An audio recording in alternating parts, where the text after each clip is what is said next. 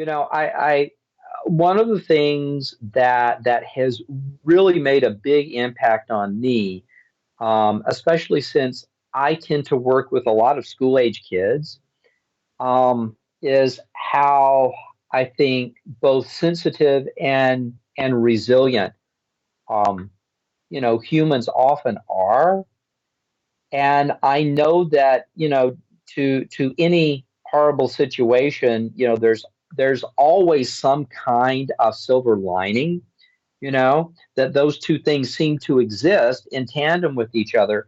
And I think more than anything else, music, regardless of the style, it gives us a place to go. I think for comfort, for inspiration, to channel whatever we're going through emotionally. I think music in many ways can be a safe harbor for us, especially in very difficult times. And so I've come to really appreciate that about music, both like for myself, for my students, for my friends. I think I've heard the same kind of thing like from so many people. So I think for me, it is that purpose that music serves in our lives to sort of allow us to deal with the situation, to help process what's going on, or just to sort of like check out and go someplace else for a little while.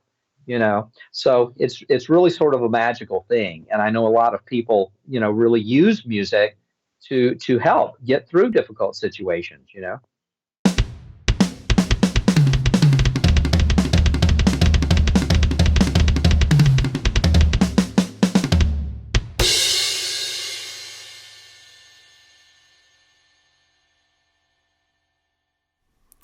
Hey everyone, welcome back to the All Music Matters in That podcast. I'm your host Brian, and joining me today is a special guest, Roderick, Rick Ferguson. How you doing, brother? I'm doing well, doing well. So nice to be here. Thank you for having me, Brian. No worries. And did you say this is actually your first time doing some sort of interview or a podcast?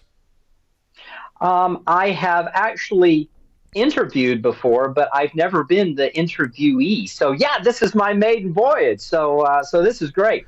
That's pretty good. And actually, we got a good amount to talk about too, because looking at your About page just on your YouTube channel, it looked like you had a pretty extensive resume too. So we're going to touch on that in a little bit too. But Okay. it's funny when you're talking about philosophy too, because when I was in college, I took philosophy for just one day, and that was it. I ended up taking logic for a little bit. I literally could not take it. In fact, I think it must have been hereditary, because it was the same thing with my mom when she went to college. So it's genetic. I guess so. But I ended up taking logic for a little bit, and me and logic didn't really get along too well too. So I don't know. I guess logic and me don't really work out too well. So that's a little bit funny. Well, I sort of think that's one of the important things about college. Sort of like trying different things, see what takes, see what doesn't take. So I think the same kind of thing happened with me too. So sometimes I think it's just as valuable to know what you do not want to be doing, and it helps to guide you to where you really want to be. I'd say the bad thing is I end up looking up all these famous philosophers these days, like the Jordan Petersons, John Lennox, and all those guys. So unfortunately, Yeah. now whenever they start talking to you, I'm trying to like process it all and being like, this is too much. I mean, this is some deep stuff here, man. So, Yes. but I don't know if we're going to necessarily get to that a little bit, but just kind of fill you in. The way this podcast works, I just ask you some simple questions. We get to know you more both as an individual, but also as an instrumentalist, because I think you play not just the piano, but maybe some other instruments too. You can also fill us in on your resume as well. So, you ready? Sure. Absolutely. All right. So, let's start with the first one. Who is Rick Ferguson, and how did you get into playing the piano? And I guess list off any other instruments as you go along. Well, Brian, by this time I've been playing the piano for 53 years. So, it's really an outgrowth of who I am. I think I'm best suited for the piano just as an expressive platform. And there's something, I'm a very tactile person. So the piano is not only a logically laid out instrument, but for those of us who are very tactile oriented people, that's it's really a wonderful experience. So it's not just the sound portion of it, but it's actually the physical experience of playing the piano, which I think for a lot of pianists is such a key component of that whole experience. So yeah, I think the two of us are very well suited for each other. I was a sax player actually from middle school really through college as well, and a pretty serious sax player too. And I just love the instrument because of the vocal quality, especially the alto. I think there's such a wonderful vocal quality about sax sound. And so I've always been a big fan of that instrument too. But temperamentally, I'm totally a pianist. I see. Yeah, actually, I started off as a celloist, and that was back in the third grade. And I did Yeah. that for 9 years, all the way through middle school and high school. And when I went off to college, the college I ended up choosing didn't really have all I wanted. In fact, the college I really wanted, actually had everything I needed, was 3 hours away out in Ohio, there somewhere in the middle of nowhere. So, Yeah. needless to Yeah. say, it really went in the back burner, and I unfortunately never picked it up. And then there's a whole another story with picking up drums afterwards to for my channel and everything too. And that's now my primary instrument that I play as a bit of a Yeah. hobby. So, Yeah. Yeah. and now I kind of miss my cello. So, because now I hear like some sort of music these Brian, days. it's never too late. It's never too late. It's always there. And here at my music school, there's so many adults who have either gone back to revisit an instrument that they studied, when they were younger, or actually picking up an instrument for the first time. It's actually really impressive. A lot of these adult students that we have. So it's pretty cool. You can always go back to it. I would just say my house is tight on space right now. So that's I hear you. unfortunately that's the unfortunate thing right now. I'm really busy too with like working two jobs as well as like trying to pick up other side hobbies and everything too. So Yes, trying to understand my position here. I got It's it. not I that I want to got try to it. get into it, but it would be nice eventually to get my own. This time to spend my own money because I don't want to ask my parents to buy me another one again. Totally, All right. totally. So let's see. So what do you love most about music and I guess playing the piano too? Having been a teacher for, I think, going on 38 years at this point, and then with my own experiences, especially, as far as piano playing is concerned, I'm very much a chamber musician. Collaborative music making is really, I think, sort of my happy place. I think, across all of my activities, I think it's just such an important way for us to connect to our shared humanity. I think that there are some things about specifically about musical sound, especially like acoustical musical sound, that has a way of communicating, oftentimes beyond words, and can sort of communicate certain things that we couldn't necessarily communicate quite as effectively otherwise. And so that really is compelling for me, both as a performer but also a teacher. So I think probably it's that. It's like really connecting us with our humanity. That's definitely a pretty cool answer to give too. And I guess listing everything I saw on your YouTube channel, I guess you did say you're a composer. You're also a chamber musician too. I guess actually it's a whole lot to say. Like, how did you end up saying like, hey, that's what I want to do for the rest of my life? So I guess start off with like a chamber musician. I first fell in love with chamber music actually during the summer of 1981 at the Eastern Music Festival in Greensboro, North Carolina, which is a fantastic music festival. They've got all kinds of things going on, half for years. And I really played my first chamber music, violin, cello, piano, the first Beethoven piano trio. We were working on that, and we were all very green, and we were just trying to figure it out together, and trying to really learn how you work effectively, as a team. And so, that from that moment on, it's like, yeah, this is something that really speaks to me. It's like this is something I'm geared to do naturally, and so I continued to seek out any and all opportunities, to play any kind of collaborative music like that at all. And it's really sort of the main thing that I do from a performance standpoint these days, including really having worked with a number of composers here in the Chicago area, playing newly composed music as well, and that's also a rush. So it lends itself to so many different avenues. Chamber music does, and it's sort of a wonderful world in itself. It really is. I do have to ask, how is Chicago this year? Because did you guys get hit real hard with that polar vortex that just came down not too long ago? It got cold. It got like really cold, but not crazy cold. Maybe for about like 3 days, and we missed almost all of the snow that you guys got. So we pretty much missed it. I would say it wasn't like how Buffalo was, where you got so many feet of snow too. It was more like a couple inches, really. But yeah, I got like in minus digits at times. I think it was like -2. Yeah, It was about as far as it went. But I just yeah, remember like the windows were just freezing at the second place I work yeah, at. So yeah. It was intense. It was intense. Absolutely. it was, yeah. I've actually not been to Chicago, so that's kind of unfortunate. But I guess how'd you end up in Chicago? I've been here since 1989. I actually came to Chicago at the invitation of a former teacher.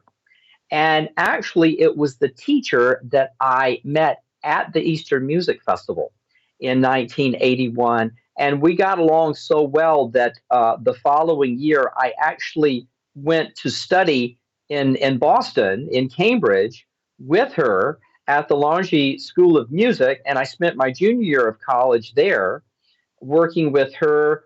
Then years later, we continued to correspond with each other. Years later, she was a part of the founding of the Chicago Chamber Musicians, which was a wonderful chamber music organization made up mostly of Chicago Symphony members.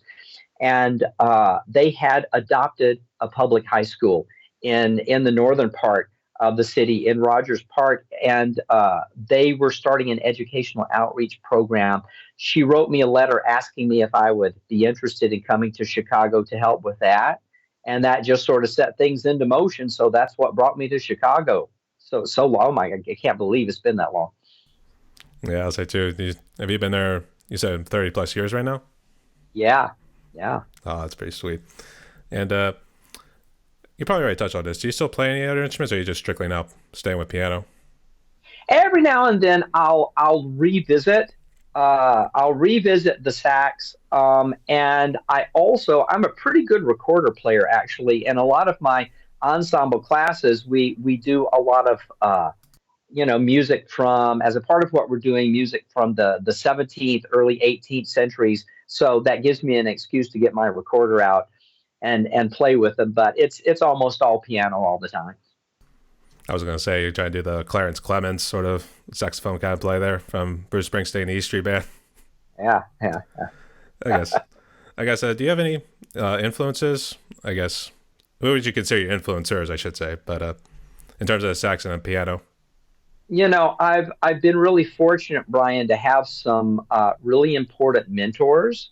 You know, as far as my teaching is concerned, there was this wonderful teacher. I grew up in Alabama, and there was a wonderful teacher there for many years, Roy McAllister, and he was, a preeminent teacher. Well, back in the '70s, when I was growing up, I had the good fortune to work with him, and he, I think, more than any other teacher, really set me on this path of knowing that, yeah, it's really the piano that I'm suited for, and it's everything having to do with the piano that I love. And so, he was a huge influence. This other teacher that I mentioned before, Deborah Sobel, uh, she also, from a teaching perspective, she really helped me figure out how I wanted to combine piano study with piano teaching. And that was a huge influence. I would say the third biggest influence for me musically was this wonderful Frenchman that I studied with. His name was Daniel Ericourt, Ericourt. And Mr. Ericourt, when I worked with him, he was later in his 70s. He had been this huge, he had a huge career in France and also in the States. He taught at the University of North Carolina in Greensboro for years, and he was actually a protege of French composer Claude Debussy in the early part of the 20th century. Really big deal. And so, just sort of hanging around him, his wife also was a wonderful pianist, and just sort of being a part of that tribe for several years.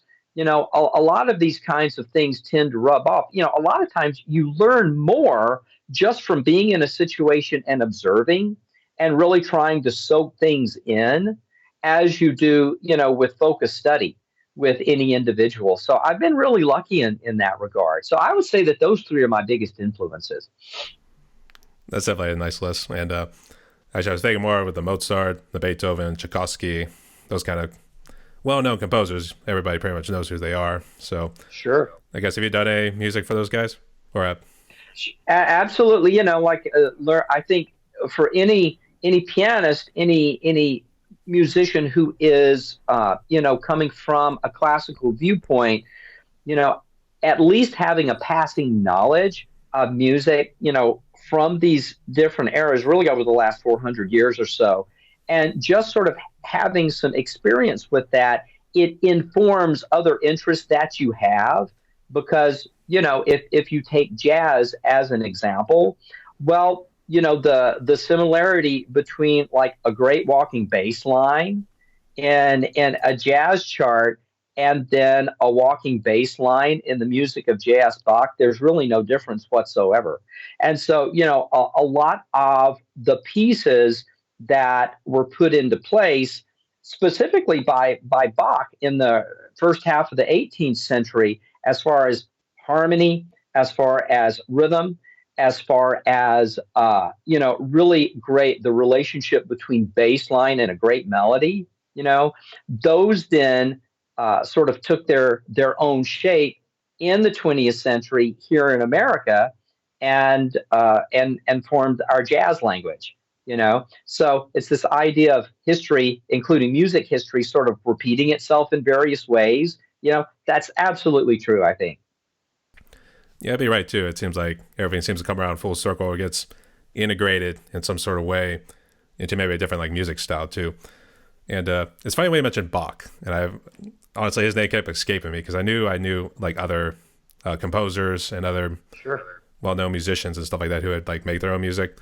But the first one that always came to mind, and I forget what it was called, but I think it was a little booklet that Bach made, and the song was played in Master and Commander. Did you ever see that movie? I did not. It was the one with Russell Crowe, and there's a cello. I call it cello solo, and Oh, it must be one of his cello suites. that must be it. Yeah. So Hmm. actually, I goofed around with that one, and I actually felt pretty proud. I kind of would have thought maybe doing a solo of it if I had stuck with cello at some point, but we'll let that slide. It's great music, isn't it? It really is. It was, and it wasn't overtly as complex. It wasn't like moving up on the neck of the cello, because normally that's where I Hmm. struggled a little bit too. Because I think we were Sure. doing a hoedown the one time with I don't know if it was the Five O song or whether which movie it was from, but the song was called Hoedown, and one of it involved you really shifting up as far to the near the end of the cello neck as possible too. So just to play like this Yeah. one note that's probably on the E string of a violin, for instance. Uh-huh. Uh-huh. So that took a little bit, and I've always struggled when trying to play not treble clef. I was trying to remember treble clef. That's right. Sure. Sure. Yeah. Yeah. I'm gonna say, oh my gosh, I'm old. That's the thing. All right. Excuse me. All right. So let's jump into music philosophy, and this is one of the ones you kind of list in your about section too. So let's start with the simple one to at least get everybody knows, because like I said, my philosophy very small, if anything. So what is music philosophy? Well, I think to a great extent it's a very sort of subjective, individualistic uh, thing to think about, I would say, as far as my own philosophy, I guess, because I thought about this a lot over the years, in terms of my own purpose and my role, just sort of in a larger arts community, and my role as far as my teaching is concerned. I think I boiled it down for myself that I'm really here to be a creator, whether that's a creator as a performer, as a teacher, or if I compose something, whatever that is, just to really, embrace my creative side. And I think the flip side of that, I'm here to assist other people in creating.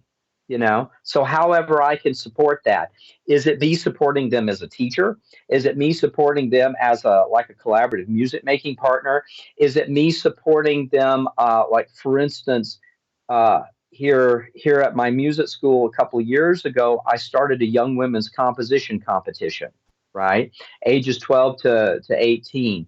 And, like, creating those kinds of platforms that can, then I think, draw people together in some kind of artistic venture or community. I think that that's really, for me, that's a big part of how I think about my own personal connection to music, and that sort of, I think, forms my own philosophy toward, who I am, and how I fit, and why I do what it is that I do. Ah, so you actually integrated to your purpose in life and meaning and everything else. So, I think so. Yeah. but I guess, do you have an opinion on, and this is actually one of the questions here, do you have an opinion on the metaphysical side to it? And you think music plays a part in it? I think that there are a lot. Well, the short answer is yes. I think there are a lot of composers that, over the years, have really explored that side of music, perhaps as a vehicle of exploration, music as a doorway into some kind of, like, other realm, right? Because the manipulation of sound, uh, in various ways, can be a really effective means of, like, getting your head in a different space. It can be something as simple as, like, a Tibetan, those ringing bowls that they have, that are often used in various kinds of Buddhist rituals, right? Crazy effective, just sort of like getting your head in a different space.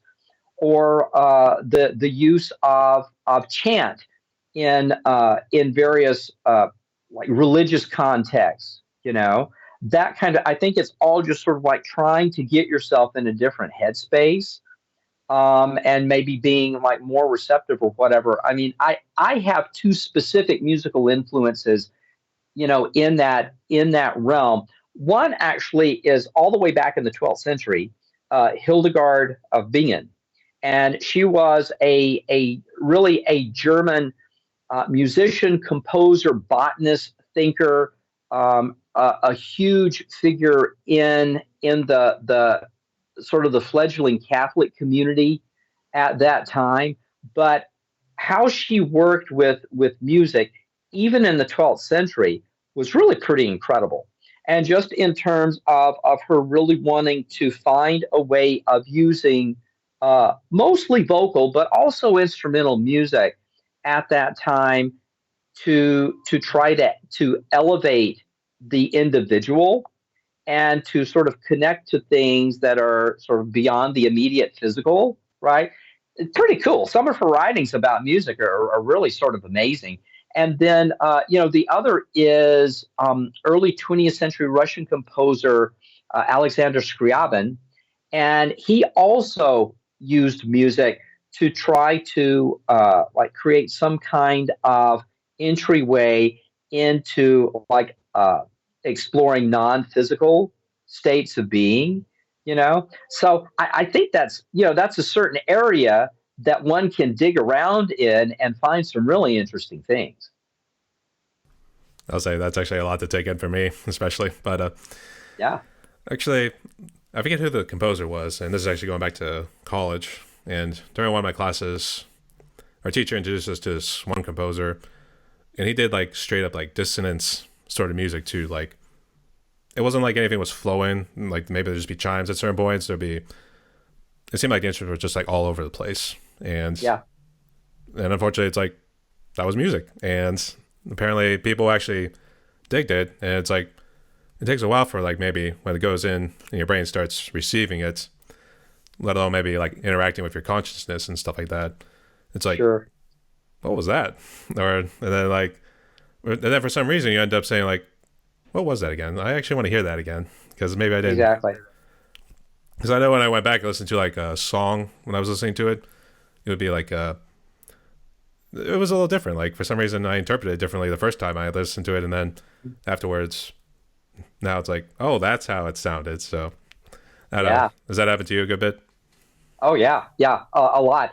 Actually, there, because I've had friends and colleagues, of course, who've been composers, it's always fascinated me.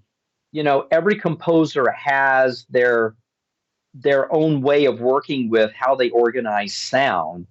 That when you hear enough of their music, you start to identify. It's almost like they have a certain fingerprint, in their music.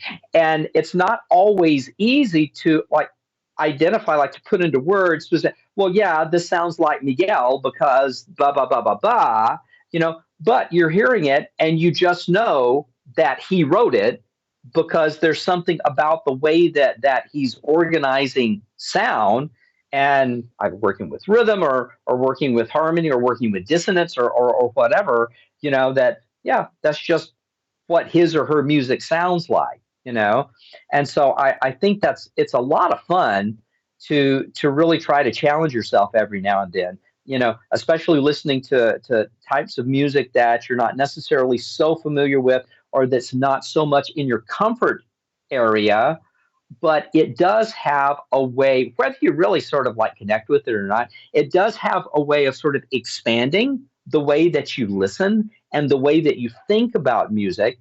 And then, of course, I mean, you can always go back to the stuff that's much more within your comfort zone. I mean, yeah, that's great too.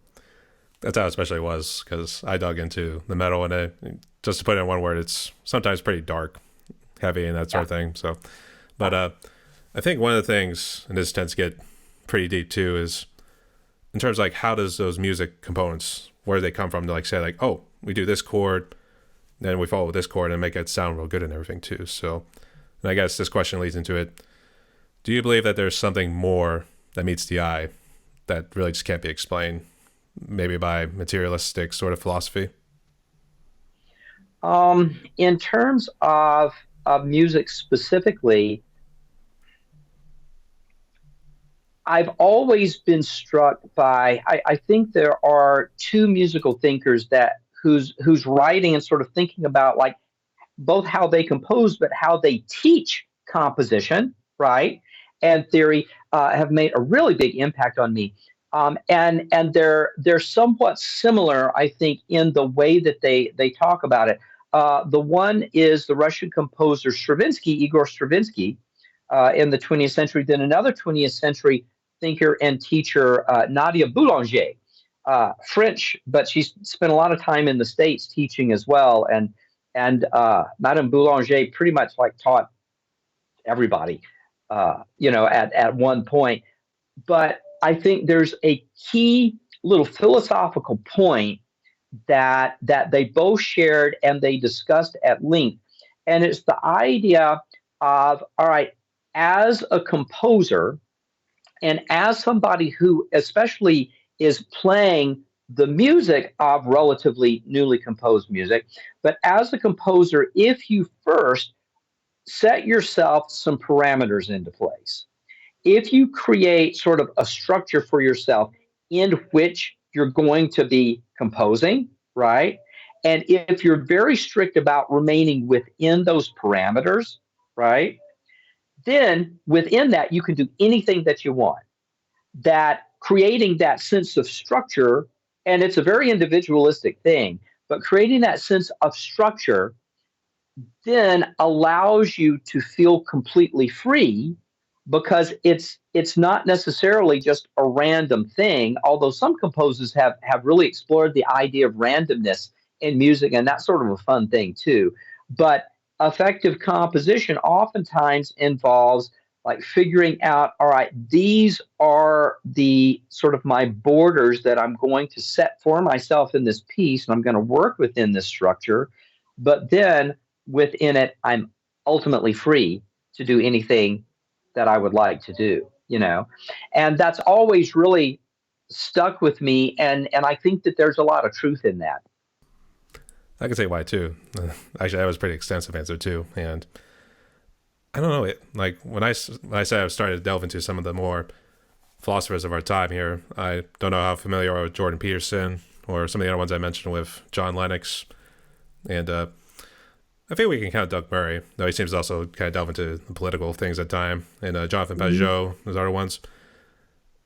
I don't know. It gets really deep, and it seems like everybody's got a variety of different answers. So I would say I kind of like yours. And it seems like it. Try to at least put it in the right term.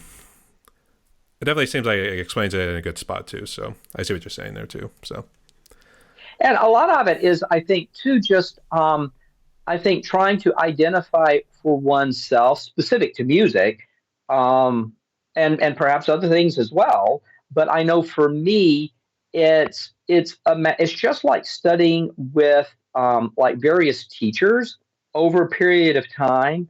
I think as a really good student, if you're very observant from the student's point of view and develop your abilities as a student to sort of winnow out information, sort of hang on to those things that really work for you, like those elements in a given teacher's, like the way that a particular teacher will go about doing what they're doing, like to take those ideas that really resonate with you and work with those and sort of let go of the rest of it, you know.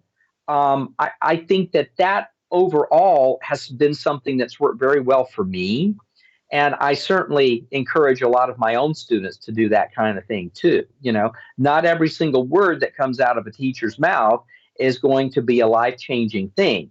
But if you're really paying attention and you're sort of working with a particular teacher from a really honest standpoint, then you're going to notice there's some things that really work for you. There's some things that won't, you know, and so I think that also holds true towards developing one's more philosophical ideas toward music. There's certain concepts that, to the individual, for whatever reason, are really going to resonate. And then some that, they, for whatever reason, they just don't. And so I think that's a part of having a really inquisitive nature, and that's how I've tended to approach it. yeah, I would say I agree too. That's the way I kind of try to approach it too. Though in terms of music, it's been kind of a little bit harder, especially with trying to put even chords together. These days, they're actually allowing you to. It's called Captain Chords, which I have, and I feel bad I haven't really used it a whole lot. And I tried like doing rough drafts, so to speak, tried to put it all together, and unfortunately, it just wouldn't click for some reason. And even though I have pretty much what I need to try to put it together, it's just one of those things that just does not click. And I think that kind of Yeah. leads into this. I guess, how do you overcome brain fog? And this is the word I like to use it in order to like compose any sort of music. Yeah, that's a real, I think, a really individual dynamic as well. I would say for me specifically, um, I'm not one from a compositional standpoint. I need to have sort of a non-musical idea, sort of a narrative idea, and that tends to generate musical ideas. And I've noticed I'm more of a rhythmic composer. I'll sort of hear or feel a rhythm first, and then I'll sort of base things around like whatever rhythmic structure that I have going on. And so, I've really come to the conclusion that things with me from a composition standpoint, it all starts with rhythm. And then I just sort of create things. And actually, Brian, one of the things that I enjoy particularly is like either rhythms which exist in repetitive cycles, you know, or taking various rhythms and like layering them on top of each other, and sort of creating texture that way. That's sort of fun. So I think the thing that I tend to do is to work first with developing rhythm, and then everything else seems to follow from that. And if I sort of get a hold of a good rhythm that I like, then everything else kind of sort of tends to take care of itself. I see. Actually, I thought you were gonna say something like put so much on top of the rhythm there, and then just see like chip away and see like what sounds good to you. That's actually what I was thinking. But actually, your way's pretty good too. And kind of just going back to the whole philosophy thing, I think it's one of the things you have to like listen to a good number of times to at least make sure you're understanding it completely too. So I think after this interview, I think we're gonna have to at least review everything we talked about here and just be like, oh, I see what he's saying. No, I see what you're saying. In fact, I just don't want people thinking like, oh, he doesn't look like he's understanding it too. He's just kind of listening and then just pretending it too. So, Sure, but sure, yeah. I am listening too. But that's the thing with philosophy. It's a lot to take in, and a lot of times it's really deep. And I think it's one of the things it's either going to make or break you. So Sure, and two, I mean, I can speak that for myself. A lot of the more philosophically oriented concepts that seem a little bit more second nature to me now. It took a lot of years for me to sort of get to that point, you know. And so I think that's one of the wonderful things about, well, studying music, is that you could, as a 61-year-old, I could revisit a piece that I was playing in my 20s, and I have a completely different sense of that piece, and then like everything else around it, you know and so because I'm a very different person now that I was then, well, my sense of how I'm connecting to that music is completely different than it was then. So that's sort of fun. That means that music really doesn't get stale, uh, because you're not. Well, hopefully you're not stale. Hopefully, we all keep evolving in some manner, right? So our relationship to music, therefore, is going to continue to evolve, and that's pretty heady stuff, actually. I would say don't get stuck in the past. That seemed to be what you Yeah, were kind of building on yeah, there too. yeah, yeah, yeah. So all right, I see. So thank you for your words of wisdom there, Rick. I'll make sure to check it out once we get around to it. But I guess let's get into some fun a little bit here. I guess talk about your piano. Is that the one you've been using in some of your covers and I guess teaching? Yep, yep. This is an old. It's from a defunct Boston builder, Vose, Vose, and I believe that this piano was initially made in 1927. I believe that's correct, and it was rebuilt here in Chicago by a wonderful piano builder in the 90s. And so I got it at that time, and we've been friends ever since. It's a very good teaching instrument. Very good teaching instrument. Yeah, I'd say every music teacher I've known always needed to at least have one whenever it was in chorus or in Absolutely. strings class. So Yeah. I guess who would you list as your favorite composer, considering all the big names you hear with Beethoven, Mozart, Tchaikovsky, Yeah. Bach, those guys? So Yeah. That's tough, because oftentimes, that can change depending on what music I'm working on, at the time.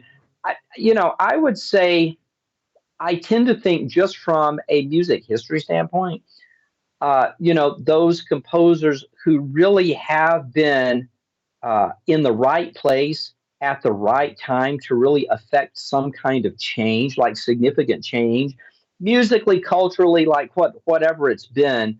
Um, you know, those have been composers that I've just been fascinated by.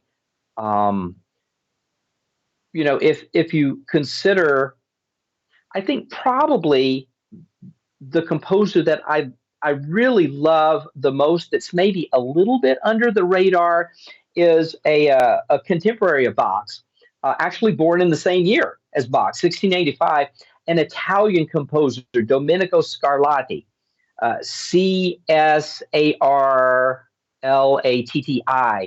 and he was a really specific to keyboard playing, a really revolutionary composer, because that was before the piano really had become come into common usage. So he was doing his stuff on the harpsichord, And he came up with certain effects, keyboard effects on a harpsichord that nobody had ever dreamed of before, and he ended up composing 555 of these individual movement sonatas, right? So it was like an incredibly prolific composer and was a really fascinating personality.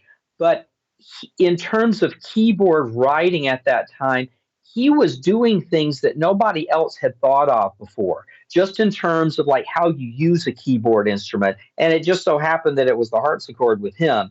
But like almost all of his harpsichord sonatas work so beautifully on the piano, you know, and like many, many, many years later, it was in I believe, the late 1950s that Russian pianist Vladimir Horowitz, he had found this grouping of Scarlatti's sonatas, and he started to record these things, and he single-handedly did this huge revival of Scarlatti's keyboard music, and then he started to play them in concerts.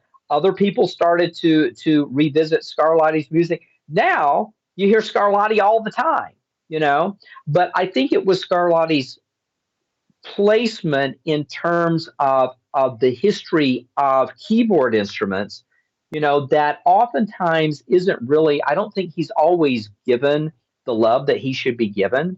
You know, he was like a really pivotal figure, So he's a big hero of mine. I've always really admired his music. I have to say, the way you kind of described him too, it sounded like he was the Isaac Newton of the time, and then in the music Yeah, wise. brilliant guy. Yeah, really brilliant guy. But I have to say, like, and a lot of the composers you pretty much had listed, these were people, unfortunately, I've probably never even heard of too. Unfortunately, I had to probably dig deep, maybe see if I still have my sheet music from third grade or anything like that. Uh, but a lot of the music that we were kind of covering, some of it was Disney, and some of them ended up being like rock songs that are pretty well known, like Bohemian Rhapsody, Stairway to Heaven. We Sure. actually did Carry On Wayward Son, but those are like the only three I know. Did you guys do anything like that during school session, or I guess in any of your works? Um, you know, Here at the musical offering at my music school, we have a great plugged in and live rock jazz blues program as a part of what else we do, and they're really into those covers. They do a ton of that stuff, and it's so much fun to be around. And we've got kids like from because I think we've got right now around a dozen bands happening.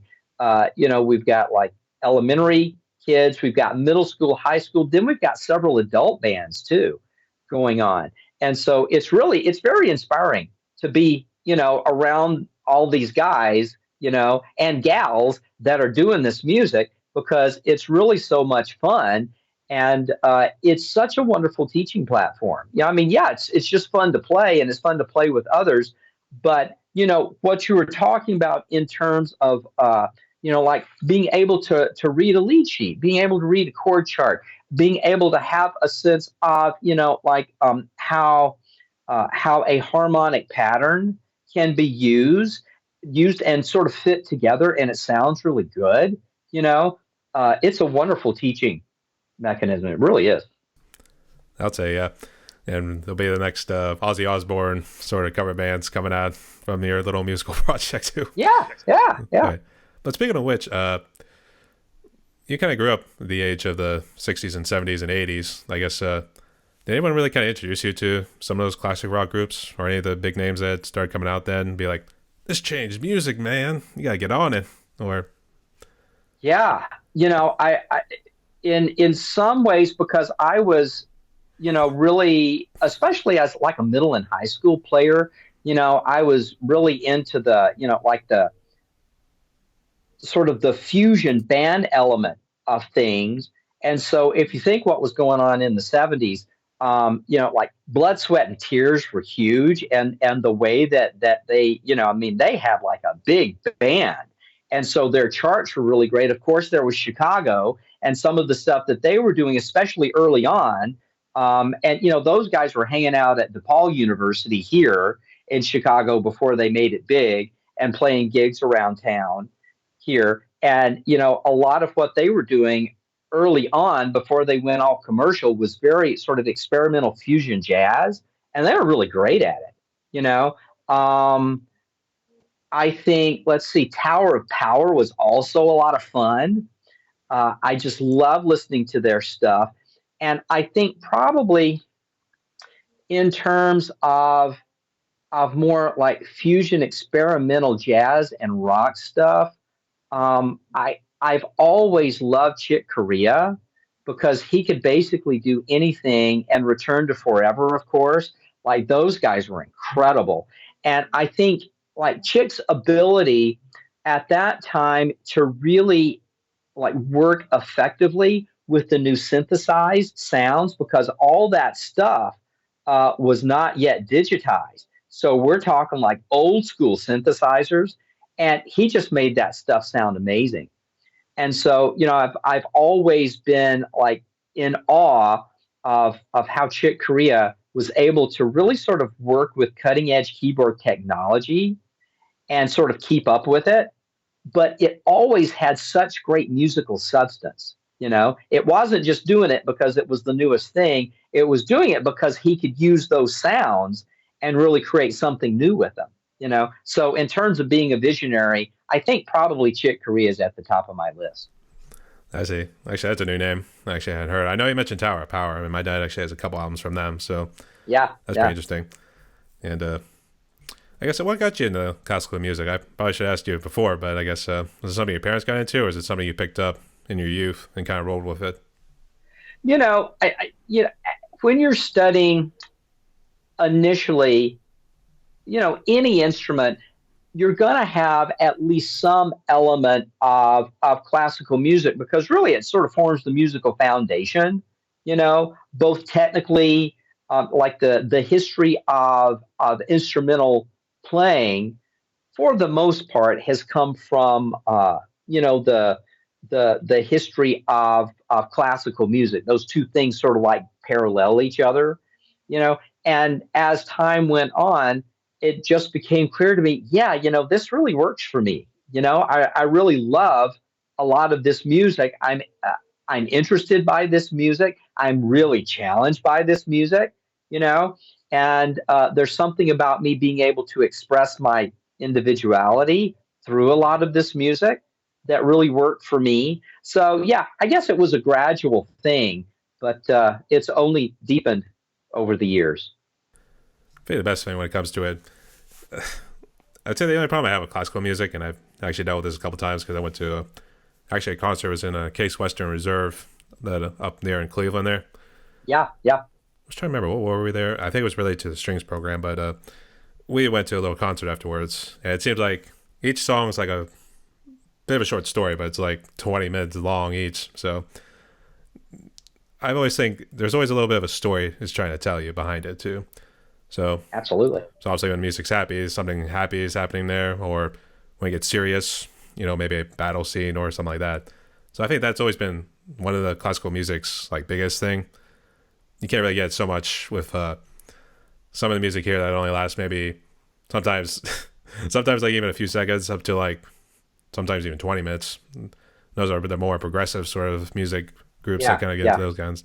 So I don't know. I guess thinking back on it, and some of the groups I was trying to list too, bands that kind of use maybe a keyboard that kind of sounds like the piano and everything. Have you like kind of listened to those groups and maybe tried something? I don't know, maybe try to make your own little music out of it. Oh, I love listening to how like innovative keyboardists experiment with various kinds of keyboard instruments. I think as a general rule, I've always really loved that. Like everybody from like Edgar Winter to like whoever, there've been a lot of like really brilliant people who have done a lot of experimentation, and that also that's true with piano building itself. In the earlier part of the 20th century, there was a lot of experimentation around. All right, well, the piano is able to, sort of like work in half steps, but what if we tried to create more of a microtonal instrument. So there were a lot of experiments going on in terms of piano building where they would actually start to, instead of half steps, quarter steps. And so having a completely different keyboard layout that would allow the player, to do a lot more of those kinds of like quarter tones, right? Which is like a completely different way of connecting with the keyboard instrument. So I've always been fascinated just by attempts to take what we have and then sort of like move beyond what we have and see how far we can push the envelope in terms of creating either acoustic or digital instruments. It's really sort of fun. Kind of sounds like life in general. We just want to push the boundaries of certain things Totally, too. So, totally, absolutely, absolutely. Yeah. so I say why, yeah. But you kind of mentioned about the musical offering already. So I guess you might have touched on it already. But I guess what is it, and I guess what does it hope to achieve? The musical offering is a community music school that I co-founded 22 years ago here in Evanston, Illinois. We're right to the north of Chicago. Evanston is where Northwestern University is located. And the musical offering really is a community music school in every sense of the word. We've got students from like age 3 to, post-retirement or whatever. And I think we're up to 17 teaching faculty members right now. And, we've got what you would normally expect, if you want to have individual lessons in like piano, voice, strings, guitar, acoustic and electric, bass, winds, brass, and then we've got some ensemble stuff. I teach the classical chamber music stuff. Got another teacher who's working with this plugged in and live jazz rock blues program that I referenced earlier. So I think right now, like we've got in any given session somewhere around, I don't know, 250 plus registrations going on. So there's a lot going on here, and it's really been a labor of love for me over these last many years, and it's also, I think, given me a platform for my own artistic mission. And I think anytime that you're talking about a nonprofit organization, whether it be an arts nonprofit or a social service nonprofit, the reason for that nonprofit to exist is in some way to serve its community, to demonstrate some kind of really clear and tangible benefit to its community. And so, I think the difference between a nonprofit music school, such as the Musical Offering, and there are a lot of wonderful nonprofit schools, and more of a for-profit model, like a franchise, is that the nonprofit tends to be more deeply rooted in its community, right? And as its reason for being in some way is going to serve that community. And so I think being a part of an organization like this that we have at the Musical Offering it's been really valuable. It really has. It does sound good. That's actually a really good mission too. Is this more of, they also help with like people how to be like composers or anything like that? Or is it strictly like how to learn to like play instruments? We do some composition work here. I'm big into new music, and we started this young women's composition competition that I mentioned a couple of years ago. So we've got a pretty big focus, on music theory and composition, including improvisation. Because that's such a key element of what goes on. So that's a big yes. I always thought music theory is funny, especially when you're able to figure it out on your own after you listen.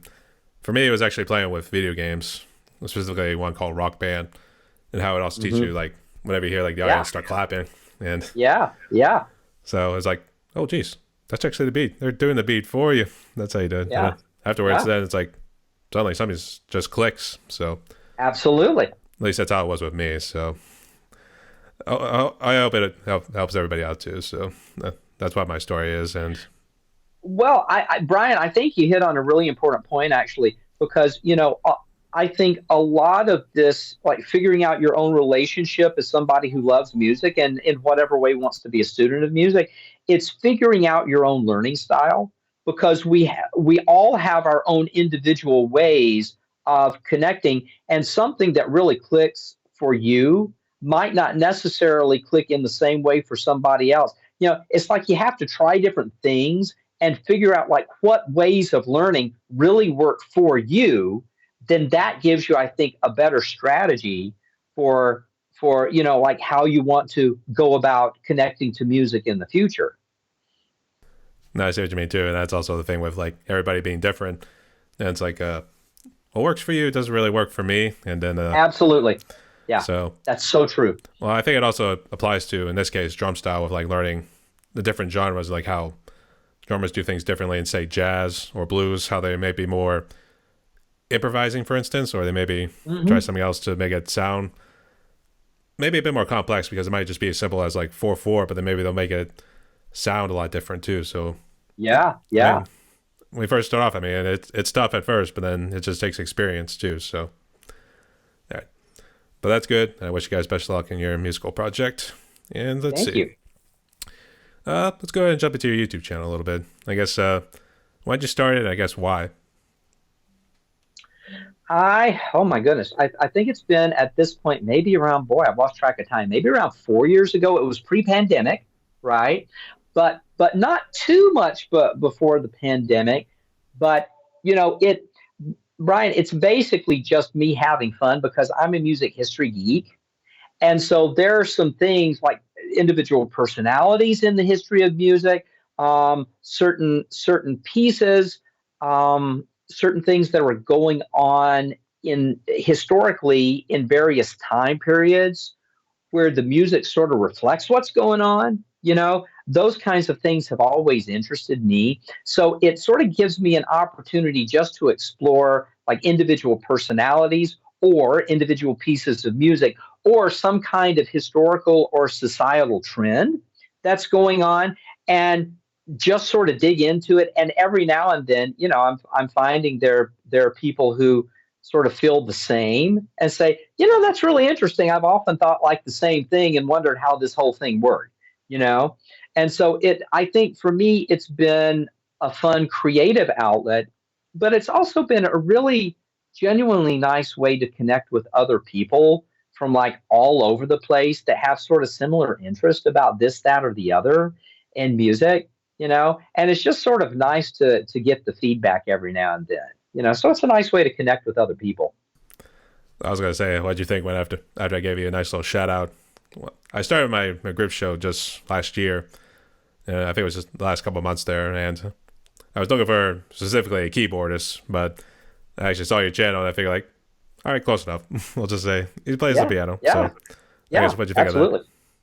I thought it was wonderful. I thought it was absolutely wonderful, and it's nice that every now and then that other people are actually taking a little bit of notice. So that's fun.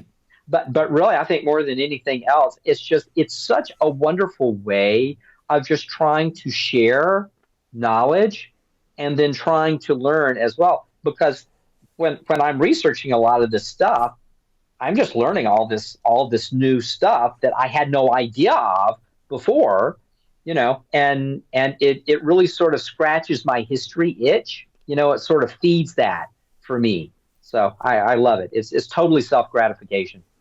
I see. Yeah. And I guess you kind of make a little script to say like, all right, this is all I'm going to say right here, and here's my camera in front of me too. So the script's out of Yeah, view.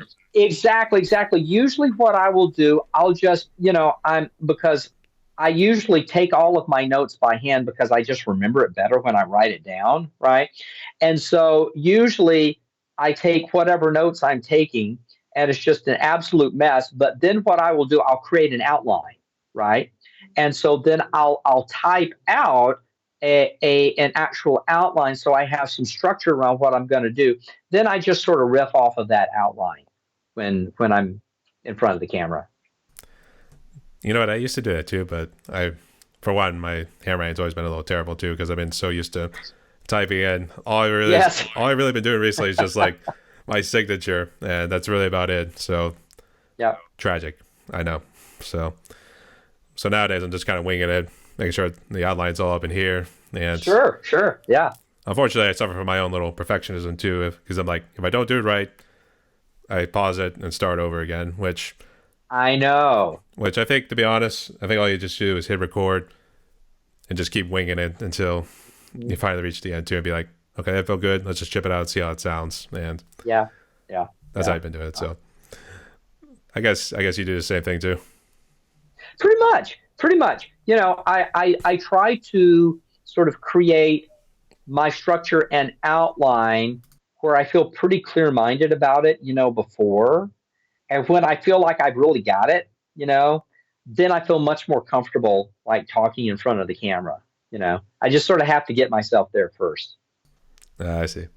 All right. That's what takes so long, actually. That's the part that takes so long. I know. And then the editing too takes a little bit. So I see what you Yeah. mean. All right. So kind of going back to the musical offering, I guess these kind of questions kind of tie in a little bit. Is there any advice you would give to any novice or up and coming composers?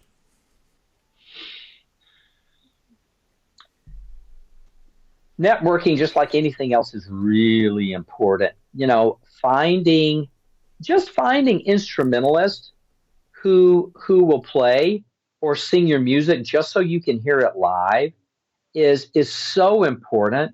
Creating relationships with other composers, but in so many places now there are like various like venues that want to focus on like newly composed music, right? That sort of like put an emphasis on that and that are very welcoming to new composers.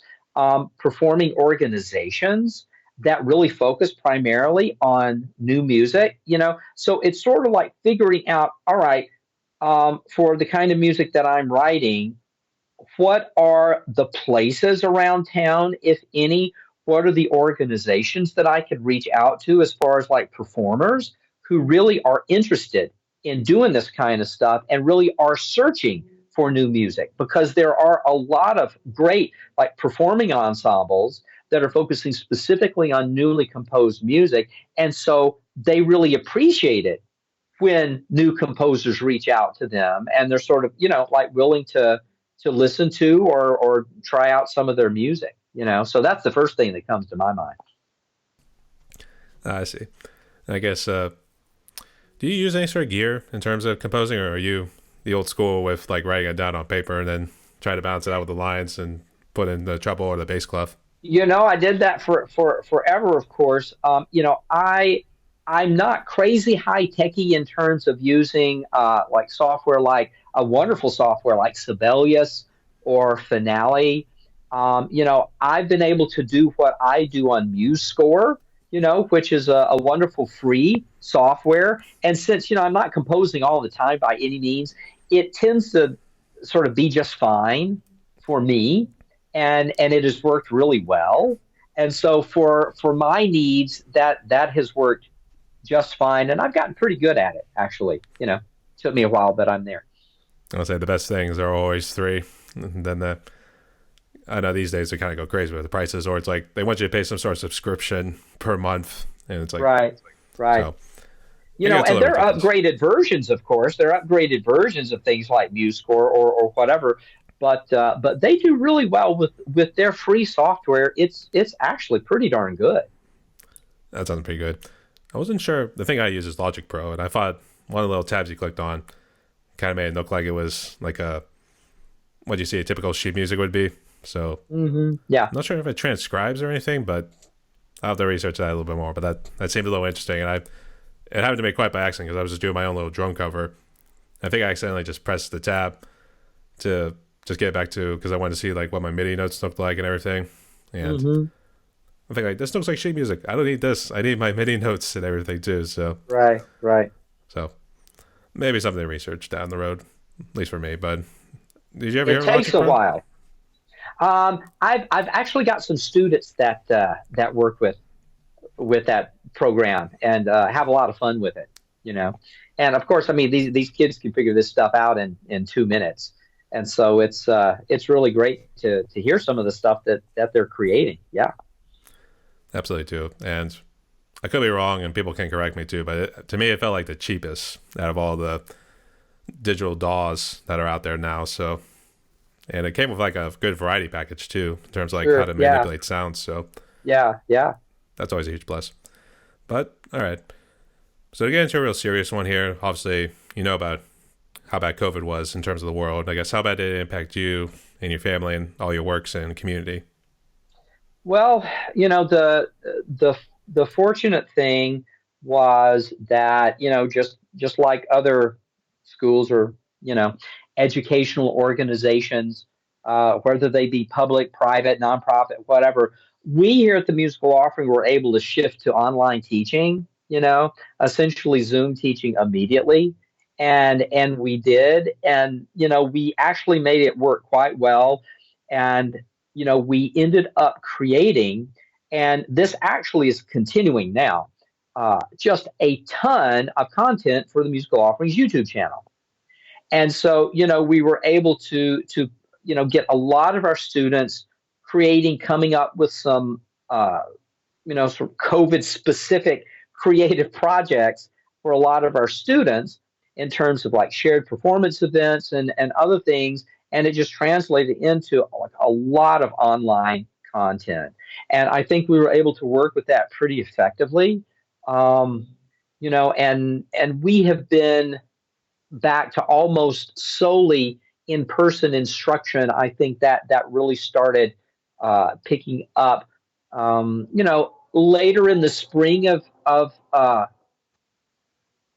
trying to remember the timeline. I think by the fall of 2021, we were primarily doing in-person stuff again, but now, of course, when we need, for whatever reason, to do virtual lessons, we're all capable of doing that. If one of our teachers has a gig out of town or whatever, and she needs to, teach a lesson or whatever on Zoom, we figured out how to do it, and that's all just fine. So that's been a weird kind of blessing in this horrible situation. But as far as myself and my personal relationships, um, I've had, before we had the vaccine or whatever, or other treatment modalities, I've lost several friends, and that's been hard. And I think we've all been in that situation. And so it's still a lot to try to wrap your head around and sort of figure out how we move on. But in a lot of ways, Brian, I've been very blessed here. I really have, because the Musical Offering is now doing like really well. A lot of activity, a lot of creative stuff going on, a lot of students that are, happy people making music. So I think that in itself is a blessing, and you come to appreciate those kinds of things a little bit differently, after something this horrible too. Especially the last couple of decades, considering you had the financial crisis of Yeah, 2008, yeah, 2009. Now you get hit with the pandemic, which is kind of another little bit of an economic hit. So it's yeah, absolutely. pretty much it's the 1-2 sort of punch in a certain way. And Yeah, normally I didn't actually talk about whether there was any blessings in disguise, because given the obvious situation too, but it's normally of good when course. I let people talk about it. And it was good too, because that's normally what I would ask, and I would say like, hey, did you get more into YouTube and stuff like that, or do like any of our projects, maybe do something together, some sort of jam sessions, or maybe Hmm. email your own little music back and forth and stuff like that. Yeah. I would say in terms of the online, I guess in your case, online training, normally I hear a little bit of a mixed reception about it, but I guess it's more of schoolwork, especially if the teacher doesn't know what the students are doing specifically. Or I think it was one person I interviewed out of the UK. She said they were doing like something similar to that what you were saying, and I guess she was having trouble just trying to hear him in terms of like trying to play too, because she was playing on an electric drum set. So Yeah. I guess what sort of problems did you guys face in terms of the online sort of interfacing? I think what I and our other teachers here experienced was that, when you're teaching in an online scenario, you sort of develop a different set of ears. You develop a slightly different way of listening as compared to, of course, being in the same room with that student and having that kind of immediacy.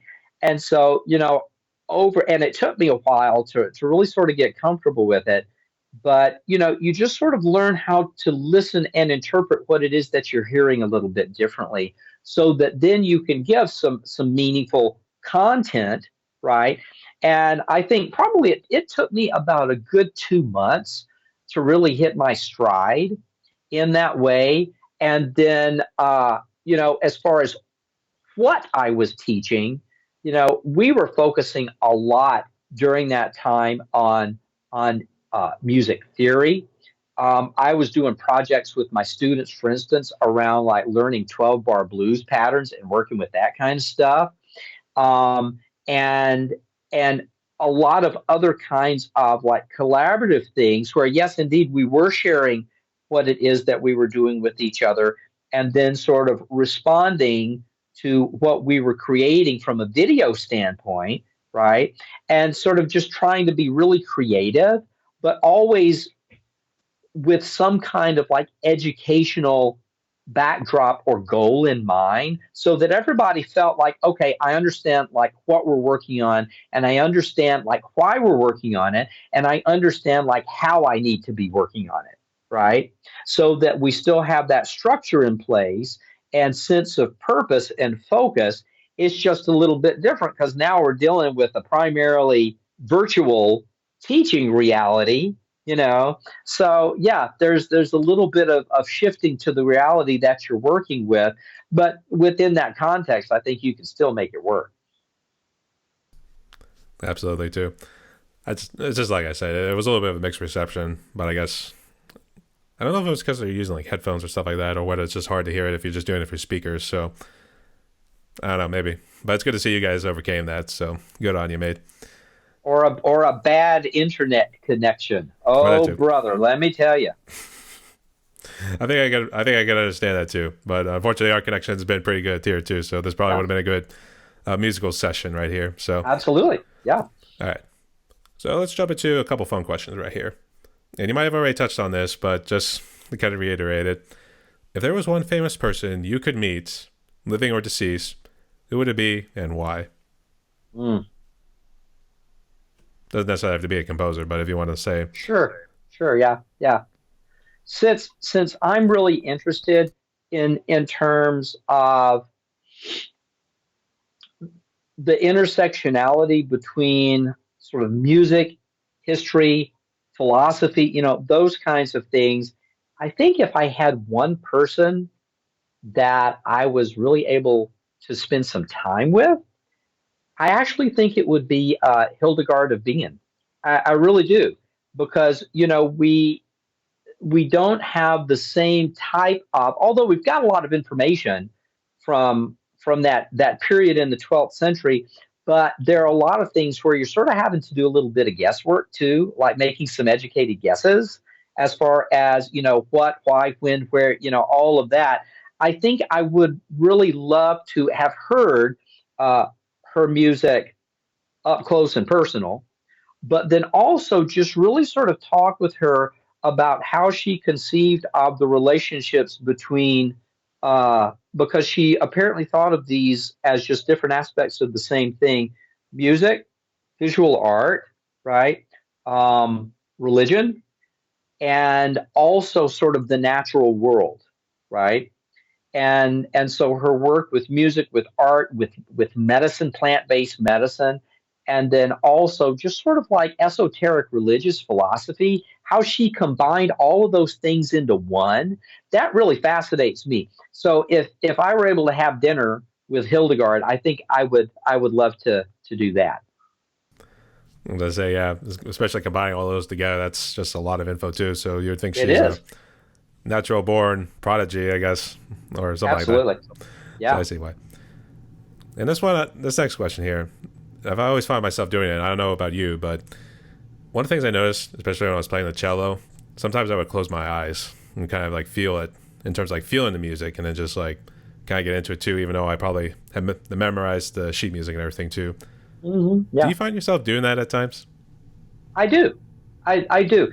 If the piano being laid out the way that it is, there are, of course, times where you really need to be looking at the keyboard just so that you can see visually how you need to be navigating around the keyboard. You've got to see where it is that you're going if you're moving around a good bit.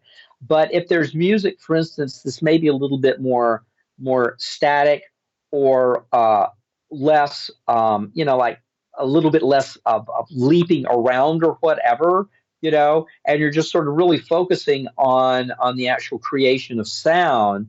I'll find myself, closing my eyes and focusing more on the oral aspects of things. So I think that's sort of a fun thing to do. I don't know, it's like some sort of divine, maybe not intervention, but maybe like some sort of interaction, so to speak. Connection. Yeah, yeah. Connection or interaction. Connection. I think connection sounds better, so we'll say something like that. So, all right, and last fun question for you. Was there a drink you actually tried, and was it something you actually really liked or disliked? In other words, I would say maybe like a sweet and sour kind of drink, for instance. It was like, oh, it's just good, and I'm like, that sort of thing. There is here in Evanston, there is a really fun place called the Blue Horse Tavern. And now I can't remember what they put in because I don't, I really don't go out to drink very often, but they've got and this has a wonderful musical connection too with the Beatles. They've got this drink that they call Obladi, and it's this really interesting sort of like sweety soury kind of thing, but there's just something that's great because it's a really neat blend because it's not too much this and it's not too much of that. It's just sort of right. It's perfectly blended as far as I'm concerned. So it's sort of funny because if you listen to the lyrics of Obla Di, Obla Da, it's like, well, it's not too much of this, it's not too much of that. It's just sort of in this happy place in the middle, right? And so that's one of my favorite drinks just because of the concept and the name of the drink and what it has to do with the actual drink itself. So I think that's probably my favorite. I kind of wish I knew because I actually grew up in Pittsburgh. That's been my city ever since I was born. Yeah, There's probably every restaurant's probably got their own sort of like fancy sort of drink or drink. You can probably say odd in a certain way depending on how you're looking yeah. at it too. But at least I at least know a little bit more about what's going on around the Chicago area because I know Chicago it gets a real bad rep at times. And I guess there was that tragic shooting that happened. I guess that was a I guess Yep, that up happened. in Highland Park on July 4th. Absolutely awful. I've got some friends who actually were at that parade, and me and my daughter here in Evanston, we were getting ready to go to the Evanston parade, and of course, that was canceled. So yeah, it was really tragic.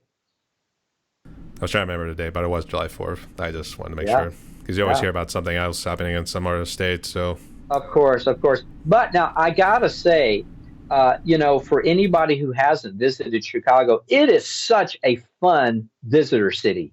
There's so much fun stuff to do, and it's a blast. You probably don't want to come in the middle of winter, but especially like spring through fall is just a great time for visitors here.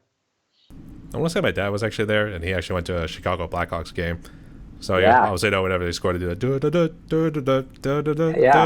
So yeah, yeah, I yeah. think I had to put up with that. So I think that was probably. I don't think they were playing the Pittsburgh Penguins at the time, but I don't know who they were. But I don't know. It's just one of those things that stick around with you all these years later too. So Sure, sure. all right. We're nearing the end of my podcast right here, Rick. I guess did you have any questions for me or anything else you want to say before I jump to the last question? No, this has been a great conversation. I really enjoyed it. I do apologize when I first started running back there too. So we have been talking for a little over an hour now. So No problem. all right. So the last question here, and this is one I always like to ask in my interviews too, because of what COVID's done and everything. I think people need some sort of hope these days. So the question goes, what sort of message of hope could you give to musicians and to people out there now as we try to say post-pandemic, but it still seems to linger a little bit. So I guess what would be your message? I one of the things that has really made a big impact on me, especially since I tend to work with a lot of school age kids, is how I think both sensitive and and resilient, um, humans often are. And I know that, to any horrible situation, there's always some kind of silver lining, that those two things seem to exist in tandem with each other. And I think more than anything else, music, regardless of the style, it gives us a place to go. I think for comfort, for inspiration, to channel whatever we're going through emotionally. I think music in many ways can be a safe harbor for us, especially in very difficult times. And so I've come to really appreciate that about music, both like for myself, for my students, for my friends. I think I've heard the same kind of thing like from so many people. So I think for me, it is that purpose that that music serves in our lives to sort of allow us to deal with the situation, to help process what's going on, or just to sort of like check out and go someplace else for a little while. So it's really sort of a magical thing, and I know a lot of people really use music to help get through difficult situations. Spoken like a true prodigy, as I always like to say. And I didn't freeze right there, did I? Because I actually had a call pop up right here. So is everything still good? Yeah. Okay, good. All right, All sounds good. good. And I actually forgot to add this to the last question because I noticed the hand on your wall behind you there too. Is that like the Adams Family hand, or what's that all about? It is not thing, but I guess it could be thing. It's actually a present that was given to me years ago. It as a part of a little palm reading kit, right? So it has like little indications of like lines from palm reading. But I just like the shape of it, and obviously, since I'm into hands because of piano playing, I just wanted to put it up because I thought it looked cool. I think first people would say like, yeah, that's the thing from the Adams Family too. Yeah, So yeah, yeah. actually, the one I always remember was, I don't know about these new ones now, but it was more the cartoon one that came out during my youth. I think they had a couple interactions with Scooby Doo. So Yeah, yeah, yeah. and I guess actually, yeah, you grew up in that area too. So I guess did you see any of those cartoons or anything like that? Yeah, I think what for me, I was still in the age when Looney Tunes were big. I've always been a big Looney Tunes fan, you know, and Scooby's been around forever, So yeah, I loved cartoons when I was growing up. A lot of fun. And Tom and Jerry. Yeah. Actually, that was when Bugs Bunny was still. I guess they were still doing like the warm anti. No, well, actually not anti-war message. It was more like it's still involved. I think maybe World War II or something like that, or I Yeah. think I Yeah. forget when they were coming out too, but also a little bit racial too, considering how they kept portraying African Americans and stuff like that. So Yeah. Yeah. so that was a little unfortunate, but I mean it was still a cool thing growing up in the time when Hanna Barbera was also starting to come around hmm too. So Yeah. that's interesting. Yeah. All right, so Rick, we reached the end of my podcast right here, and we talked for a good bit. And I have to say, this was a pretty deep and meaningful conversation here. So I'm curious what everybody's going to say in the comments about this. And I think it's hopefully something they'll come back and listen to a lot because it was a lot of info to take in too. So I really thank you for your pearls of wisdom. Well, I appreciate the opportunity, and I just love talking about these things. So thank you so much, Brian, for hosting me. No worries. So everyone, my guest today was Roderick Rick Ferguson. Go check out his YouTube channel, subscribe to him. Guy talks a good bit about a little bit of history with classical composers as well as other stuff. He also does piano covers. Go hit up and subscribe to his channel. And I guess how else can I reach you? RickFergusonMusic.com is the easiest way to do that. And I'm also I've got an Instagram page, on Facebook, Twitter, but just RickFergusonMusic.com. All right, sounds good. He's at least coming around to the Gen Z technological age with Instagram and all. Everybody using all that stuff too. Yep. Okay. All right, sounds good. So Rick, thank you again so much again for coming on. Stay safe. Stay tuned, y'all.